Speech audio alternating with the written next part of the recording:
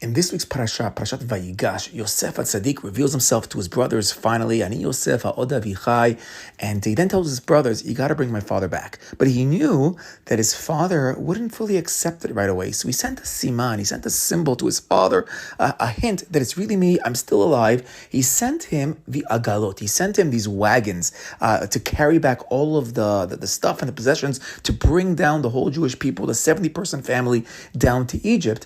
And Chazal tell us, Rashi brings it down on the spot, that when Yaakov saw the agalot, all of a sudden his ruach came back, he became revived because he realized Yosef was really alive. So now we spoke last year at length and some deeper ideas. How do the agalot, what did they symbolize to their father? But I want to go with the simple interpretation of Rashi with a little nuance that I heard from my Rabbi Nor, looked of my Beit Knesset here in Beit Shemesh. Okay, so what's the question? What, Yaakov really won't believe that Yosef is alive? So some of the commentators, they get a little fancy and they say, no, it's not that Yaakov wouldn't believe that Yosef is alive, but after 22 years that he was sold into slavery and he became king of Egypt, is he still Jewish? Is he still that same Yosef that was so holy that that Yaakov saw him as royalty, as the leader of the Jewish people? Is he still on that Jewish level? That was the real deeper question of Yaakov.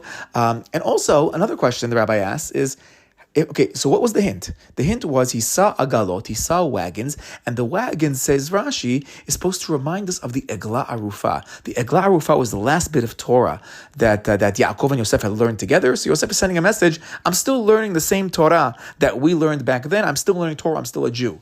But ask the rabbi, if you want to tell me that you're still learning Torah, first off, you're still learning the same Torah. Is that really so unbelievable? It's the exact same Torah. But number two, like if you're sending him Torah, then send a little Devar Torah. Write it on a piece of paper, a Devar Torah. Get a little chidush on the section of Eglah Rufa. Send that to your father. Why are you sending him this sign in such a roundabout way? He sees agalot, thinks Eglah Rufa. It came to the point that we spoke last year that Tosafot doesn't even see that as the hint and sees the agalot as a different hint completely. But says Rabbi Norlich an unbelievable idea that answers up all of these questions. He says, okay, Yaakov was wondered, is he still Jewish? Now, what does it mean, are you still Jewish? What does it mean to really be a Jew?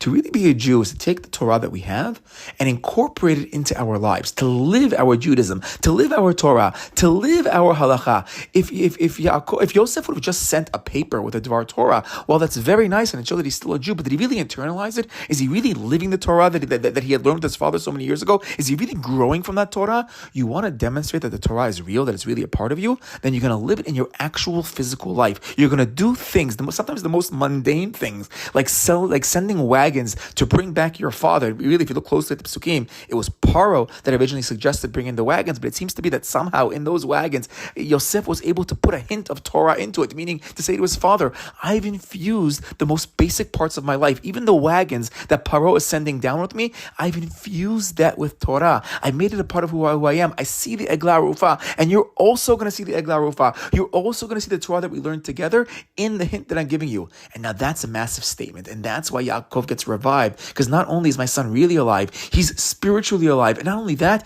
he's living the Torah, not just in the Beit Midrash, but in his daily life, in the simple, mundane things of wagons. He sees the Torah that we learned. Maybe be zocheh to learn Torah, to delve into the depths of Torah, and really make it a part of our living life. Shabbat Shalom.